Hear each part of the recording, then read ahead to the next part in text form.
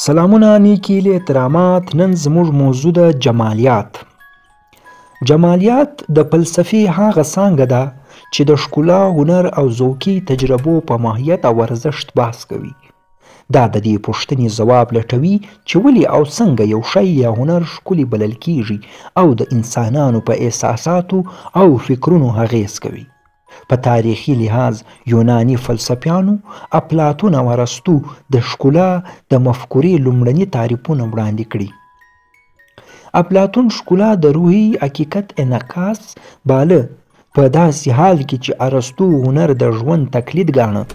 په معاصر فکر کې کانټ د ښکلا په قضاوت کې د بې پرېتوب او ازادۍ مفکوره وړاندې کړه. جمالیات د هنرونو لکه موسیقي، نقاشۍ، مجسمه سازۍ او معمارۍ ترڅنګ په ورځني ژوند کې هم خپل ارزښت لري، لکه د جامو ډیزاین، ادبیاتو او ډیجیټل ډیزاین کې. په پښتني کلتور کې د ښکلا مفکوره د دودیزو جامو، کورونو، معماري او موسیقۍ له لارې څرګنده ده. دا د انسانانو د روح آرامتیا، خلاقیت او ټولنیز هویت څرګندوي او د ژوند کیفیت لوړولو لپاره یوه مهمه وسیله ده.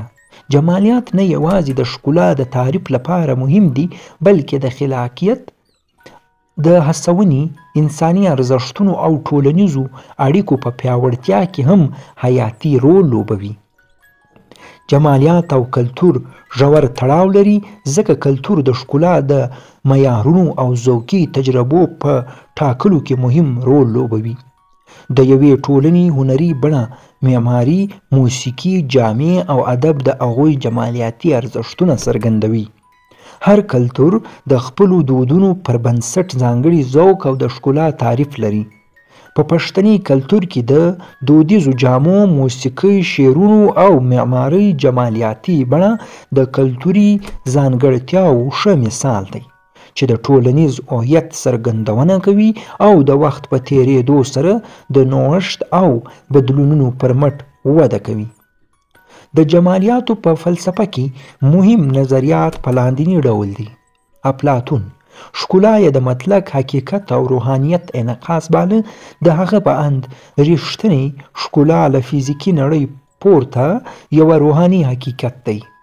ارسطو هنر او ښکلا یې د ژوند تقلید ګڼلی چې د طبیعت د کمال او معنا انعکاس دی. هغه د هنر په تعلیمي او اخلاقي ارزښت ټینګار کاوه. ایمانویل کانټ د ښکلا قضاوتونه د شخصي ګټو پرته وبلل. د هغه په اند ښکلا یو ذوق احساس دی چې له پوهې او موخې څخه آزاد وي. فریدریش هګل هنر یې د انساني ذهن د ځان څرګندولو یوه بڼه وبلله او ویل چې هنر د انساني تجربې د بیان پړاو دی. ژان پاول سارتر د ښکلا او هنر د انساني ازادۍ او فردیت د څرګندولو وسیله ګڼله. هغه هنر د ټولنیزو او سیاسي ارزښتونو لپاره مهم وبللو. ډیویډ هیوم ښکلا یې د ذوق پورې تړلې وګڼله او د ښکلا د قضاوتونو تناو یې د انساني تجربو توپیر سره تړلی وبله.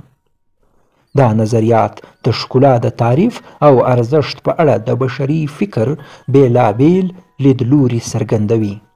ستاسو د اورېدلو یو جهان مننه.